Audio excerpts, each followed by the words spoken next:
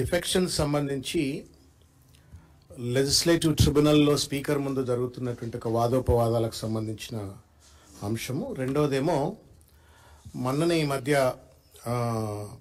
CAG release చేసినటువంటి 2 రోజుల కింద 3 రోజుల కింద కాగ్ రిలీజ్ చేసినటువంటి ఒక financial performance of the state గురించి ఇచ్చినటువంటి ఒక అంశం మీద రెండు కూడా మీ దృష్టికి తీసుకొచ్చే ప్రయత్నం చేసేందుకు ఈ పత్రికా సమావేశం. ఇది మొన్న ఈవినింగ్ అనుకుంటా తెలంగాణ లెజిస్లేటివ్ అసెంబ్లీ నుండి ఈ బులెటిన్ను పంపించినారు. Bulletin number 22 Wednesday 12th November 2025 date మీద పంపించినారు. నిన్న వచ్చినట్టు మార్నింగ్. అది మీకు ఒక్కసారి చదివి వినిపిస్తా, మీరు అర్థం చేసుకోగలుగుతారు కాబట్టి నేను చదివి వినిపిస్తాను. Telangana legislative assembly bulletin number 22 Wednesday 12th November 2025.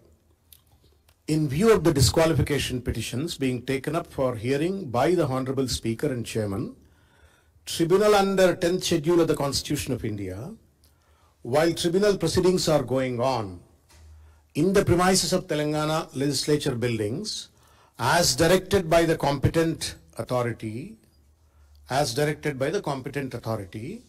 the following instructions will be in force on 14th and 15th November 2025.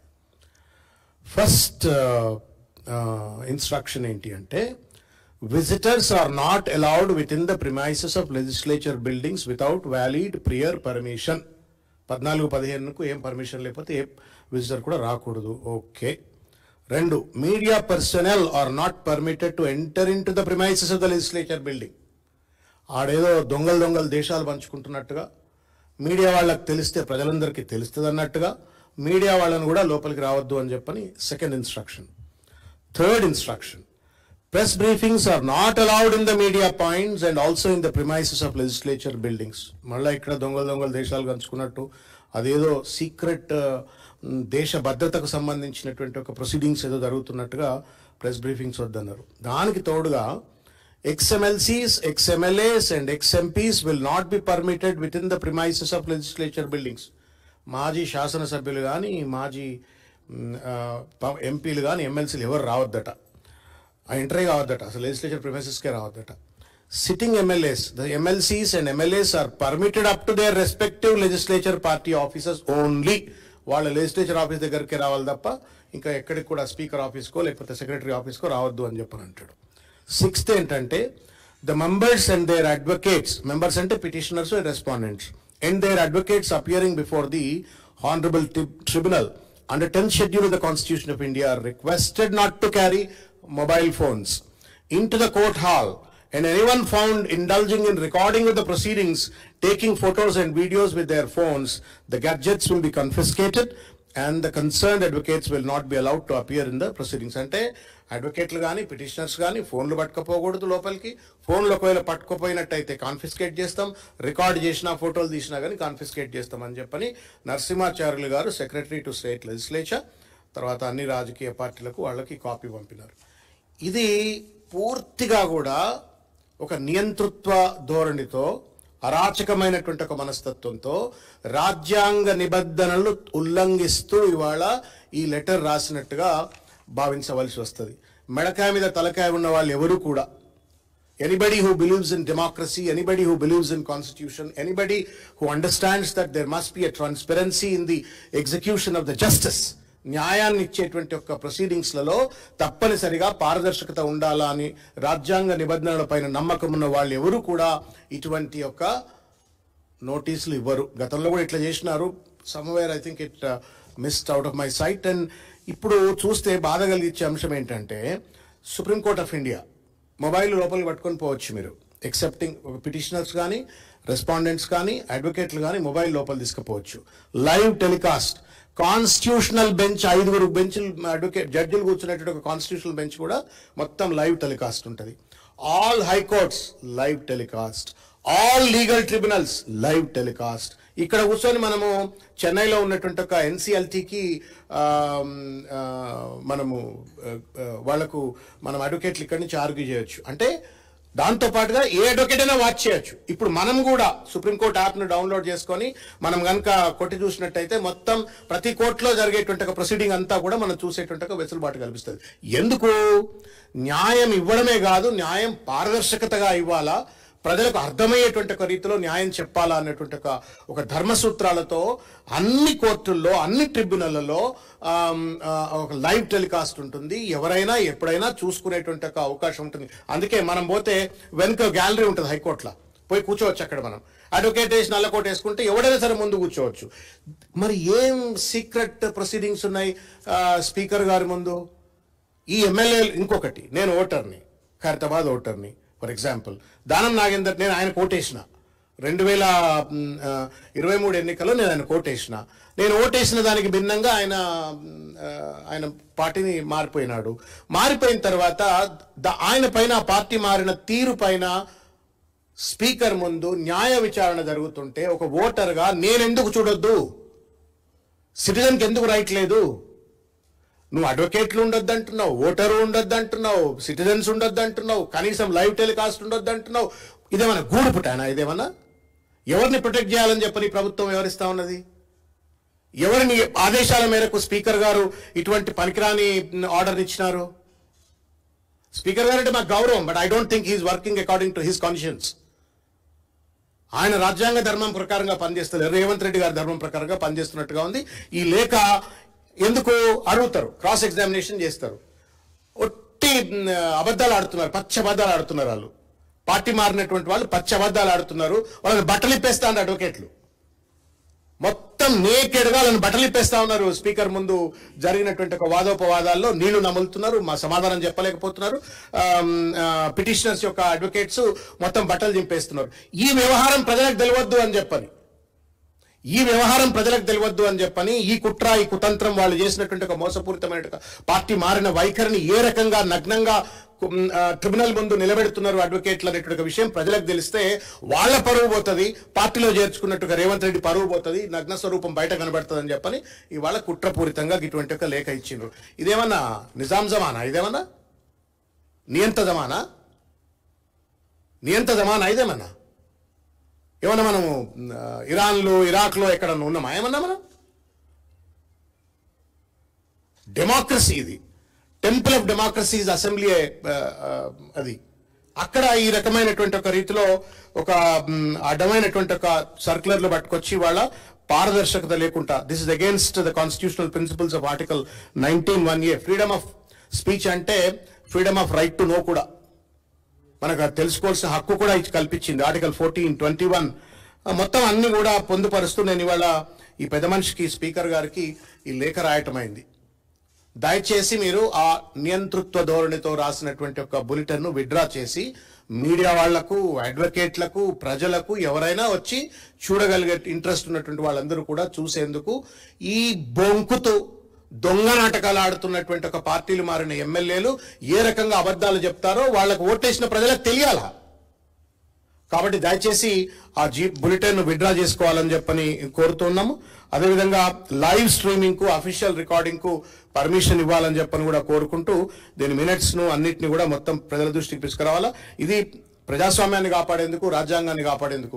ఇది రేవంత్ రెడ్డి సొంత వ్యవహారం కాదు, లేకపోతే స్పీకర్ గారి సొంత వ్యవహారం కాదు. ఇది ప్రజలకు సంబంధించినటువంటిది, రాజ్యాంగానికి ఉల్లంఘనకు సంబంధించినటువంటిది, న్యాయాన్ని అందించేటువంటి ఒక ప్రక్రియ. కాబట్టి తప్పనిసరిగా ఇది మీడియా వాళ్లకు అందుబాటులో ఉండే విధంగా వెసులుబాటు కల్పించాలా. మిగతా న్యాయవాదులు, ఇట్స్ అ జ్యుడిషియల్ ప్రాసెస్. ఈ జ్యుడిషియల్ ప్రాసెస్ ను మిగతా అడ్వకేట్లు అందరూ కూడా చూస్తారు. How justice is executed, how the speaker is defending or arguing, లేకపోతే డిఫెండెంట్ అడ్వకేట్లు ఏం చెప్తున్నారు, పిటిషనర్ అడ్వకేట్లు ఏం చెప్తున్నారు అనేటువంటిది it's an education to the rest of the advocates also. కాబట్టి ఇది మొత్తం తెలియకుండా ఏదో గూడు పుటాని లెక్క దొంగలు దేశాలు పంచుకున్నట్టుగా మా ఇష్టం వచ్చినట్టు మేము చేస్తాం, ఇది మా లోబడి చేస్తాం అనేటువంటి ఒక రీతిలో ఏదైతే చేసినారో దీన్ని తీవ్రంగా ఖండిస్తూ ఈ యొక్క బులెటిన్ 2022ను విత్డ్రా చేసుకోవాలని చెప్పని, అందరికీ పర్మిషన్ ఇవ్వాలని చెప్పని విజ్ఞప్తి చేస్తా ఉన్నాను. రెండవది, ఇంకొక ముఖ్యమైనటువంటి ఒక విషయం మీ దృష్టికి తీసుకొచ్చేది ఏంటంటే, రేవంత్ రెడ్డి గారు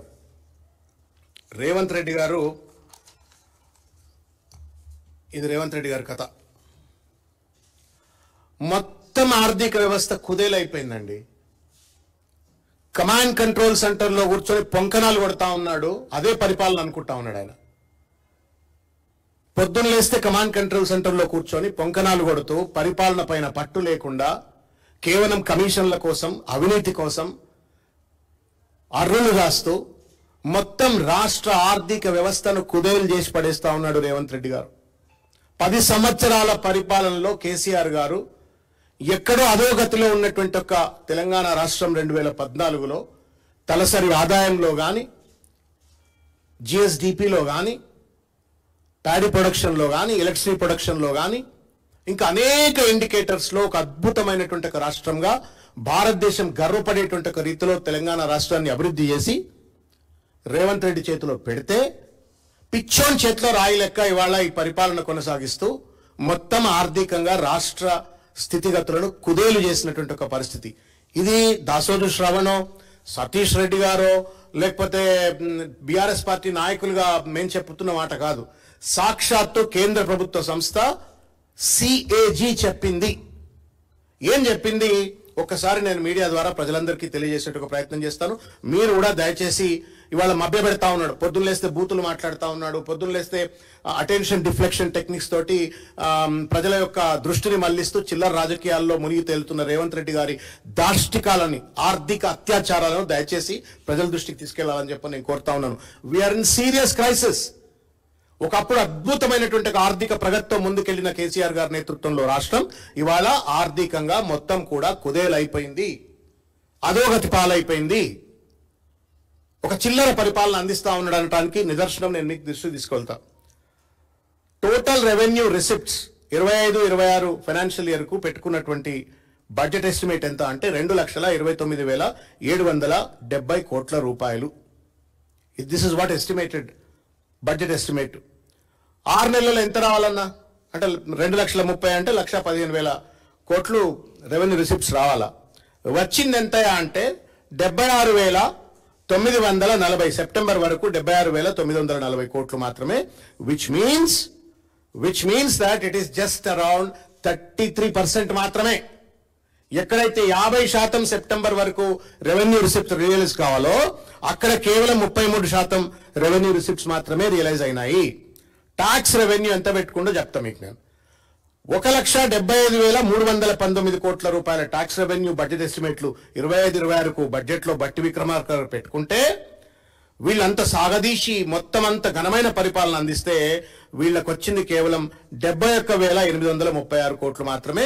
విచ్ కాన్స్టిట్యూట్స్ ఓన్లీ 40%, 40% మాత్రమే.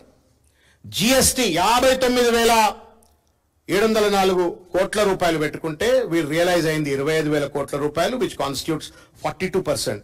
ఇకపోతే stamps and registrations, real estate booming sector KCR గారి పరిపాలనలో దాని చుట్టూ ఉన్న దాని మీద ఆధారపడేటువంటి ఒక బిల్డర్లు కావచ్చు, లేకపోతే కన్స్ట్రక్షన్ సిబ్బంది కావచ్చు, లేకపోతే మెటీరియల్ సప్లై చేసే వాళ్ళు కావచ్చు, మొత్తం ఆర్థిక ప్రగతికి మూలమైనటువంటి ఒక రియల్ ఎస్టేట్ సెక్టర్ సర్వనాశనం అయిపోయింది రేవంత్ రెడ్డి గారి నేతృత్వంలో అనడానికి నిదర్శనం ఏంటంటే 19,087 కోట్ల రూపాయలు వీళ్ళు బడ్జెట్ ఎస్టిమేట్స్ లో టార్గెట్ పెట్టుకుంటే what was realised is only 7,416 crores, అంటే 38% మాత్రమే. కుదేలైపోయింది రియల్ ఎస్టేట్ రంగం. ఎందుకు? RR tax. ఎవడన్నా బిల్డింగ్ కడతా అని పర్మిషన్ అడిగితే కమిషన్లు దొబ్బాలా, లేకపోతే లేఅవుట్లు వేస్తా అని చెప్పని ఎవడన్నా పర్మిషన్ అడిగితే కమిషన్లు దొబ్బాలా. ఆర్ఆర్ ట్యాక్స్ అని చెప్పని కేంద్ర ప్రధానమంత్రి సైతం వచ్చి చెప్పినప్పటికీ కూడా బుద్ధి రాలేదు. ఇప్పటికి కూడా అదే పద్ధతి కొనసాగించడం వల్ల సెప్టెంబర్ వరకు కేవలం 38% మాత్రమే స్టాంప్స్ అండ్ రిజిస్ట్రేషన్ లో రియలైజ్ అయినట్టుగా. సేల్స్ ట్యాక్స్ అదే పరిస్థితి, కేవలం 44% మాత్రమే. స్టేట్ ఎక్సైజ్ 27,623 కోట్ల రూపాయలు స్టేట్ ఎక్సైజ్ పెట్టుకున్నారు. 27,000 రూపాయల స్టేట్ ఎక్సైజ్ పెట్టుకుంటే యాక్చువల్ ఇప్పుడు సెప్టెంబర్ వరకు రియలైజ్ అయింది 9,620 కోట్లు, అది కూడా 34%. మొత్తం మీద వెరచి మీకు గమ్మత్ చెప్తాయినా అప్పులు అని చెప్పని చిల్లర మాటలు మాట్లాడిన Revanth Reddy borrowings and other liabilities 45,000 కోట్ల వరకు మేము బారో చేస్తామని చెప్పిండ్రు. ఇప్పటికే 83% బారో చేసే 6 months లోపే 83%. 12 నెలల్లో 45,000 కోట్ల రూపాయలు నేను అప్పులు తెచ్చుకుంటా అని చెప్పినోడు ఇప్పటికే 83% బారోయింగ్స్ అయిపోయినాయి. ఇక ఫిస్కల్ డెఫిసిట్ విషయానికి వస్తే దాదాపు 84%. Revenue deficit is in a big way. Public debt ఇది కూడా చెప్తా ఉన్నా మీకు, ఇది సిఏజీ చెప్పింది. ఈ 2 ఏళ్లలోనే, ఇంకా 2 ఏళ్ళు కూడా పూర్తి కాలే, 2 ఏళ్లలోనే 3,348 lakh crores, 3,48,000 కోట్ల రూపాయల అప్పు. ఇది other than off budget borrowings. Off budget borrowings అంటే ఈ కార్పొరేషన్స్ వీళ్ళ దగ్గర నుండి కూడా తెస్తారు, అదొక దగ్గర 1,00,000 కోట్లు ఉంటాయి. అంటే ఖాయా పియా కుచ్ నహి, చేసింది ఏమీ లేదు, లక్షల కోట్ల రూపాయల అప్పు. మరి ఇన్ని లక్షల కోట్ల రూపాయల అప్పు తెచ్చి నువ్వేమైనా పీకినవా? Have you constructed a major project? ఏమైనా బిల్డింగ్లు కట్టినవా, ప్రాజెక్టులు కట్టినవా, స్కూళ్ళు కట్టినవా, ఆసుపత్రులు కట్టినవా, కొత్త రోడ్లు వేసినవా? ఎక్కడ పోయి నీ సొమ్మంతా? 3,48,000 కోట్ల రూపాయల public debt excluding of budget borrowings. అంటే ఇప్పుడు ఎఫ్సిఐ కావచ్చు, లేకపోతే ఇంకెవరైనా సివిల్ సప్లైస్ వాళ్ళు కావచ్చు, ఇంకేదైనా కార్పొరేషన్లో వాళ్ళు తీసుకున్నటువంటి అప్పులు కాకుండానే ఎంతుంటే అదో 1,00,000 కోట్లు ఉంటే దాదాపు 4,48,000 కోట్ల రూపాయల అప్పు. ఇంత పెద్ద ఎత్తున ఆర్థిక అత్యాచారానికి పాల్పడుతూ దోపిడీకి పాల్పడుతున్న రేవంత్ రెడ్డి గారు సిగ్గు లేకుండా ఇంకా ప్రజల దగ్గరకు వచ్చి నాకు ఓట్లేయండి అని చెప్పని ఇవాళ ప్రజలను మభ్యపెట్టేటువంటి ఒక ప్రయత్నం చేస్తా ఉన్నాడు, మోసం చేస్తా ఉన్నాడు. నేను మొత్తం మీరు ఆ రెవెన్యూ దయచేసి మీరు మీడియా మిత్రులు కేర్ఫుల్ గా చదవండి, ఎందుకంటే మీరు you are all very enlightened individuals of the society కాబట్టి మీరు ప్రజలను చైతన్యం చేయగలుగుతారు, మంచి వార్తలు ఇవ్వగలుగుతారు. మీరు కూడా చదవండి, ఇందులో డేటా అంతా చాలా ఈ డేటా స్పీక్స్. నేనంటే ఏదో పొలిటికల్ గా రిటారిక్ గా 2-3 ముచ్చట్లు ఎక్కువ మాట్లాడవచ్చు, కానీ డేటా మాట్లాడుతుంది, సత్యం మాట్లాడుతుంది.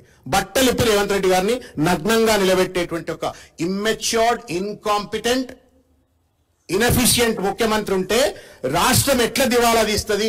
విజన్ లేని, విజ్డమ్ లేని మంత్రి, పెద్ద మనిషి ముఖ్యమంత్రిగా ఉంటే ఎట్లా ఉంటుంది అనడానికి ఇది నిదర్శనం. హైడ్రా పేరు మీద విధ్వంసానికి పాల్పడి ఆర్థిక ప్రగతికి నిరోధకాలు కల్పించినాడు. ఫార్మాసిటీ, అద్భుతమైన ఫార్మాసిటీ, ఈ 2 ఏళ్లలో pharma city would been executed by now. Companies వస్తుంటే ఇవాళకి జిఎస్టీలు, ట్యాక్సులు, గీక్సులు కట్టి ఉద్యోగాలు, 1000 మంది ఉద్యోగాల్లో ఉండేది, దాన్ని నాశనం చేసి ఫ్యూచర్ సిటీ అని పెట్టినాడు. మెట్రో వాళ్ళను పరిశ్రమలను బెదిరించడం, ఎల్ఎన్టీ వాళ్ళను బెదిరించినాడు, మెట్రోను హస్తగతం చేసుకున్నాడు. హైడ్రా పేరు మీద దోపిడీ, ఆర్ఆర్ ట్యాక్స్ పేరు మీద దోపిడీ, ఇష్టం వచ్చినట్టుగా ఒక నెగటివ్ మైండ్ సెట్ తో పరిపాలన అందించడం వల్ల రాష్ట్రం కూడా ఆర్థికంగా నెగటివ్ గా పోతా ఉంది. ఇది రేవంత్ రెడ్డి గారి పనితీరు అని చెప్పని ఈ పత్రిక ప్రెస్ నోట్ ఇస్తా ఉన్నాను. దయచేసి మీడియా మిత్రులు ఈ పెద్ద మనిషి యొక్క గొప్పతనాన్ని ప్రజలందరికీ తెలియజెప్పాలని చెప్పని నేను చేతులెత్తి నమస్కరిస్తూ విజ్ఞప్తి చేస్తా ఉన్నాను. జై తెలంగాణ. Thank you.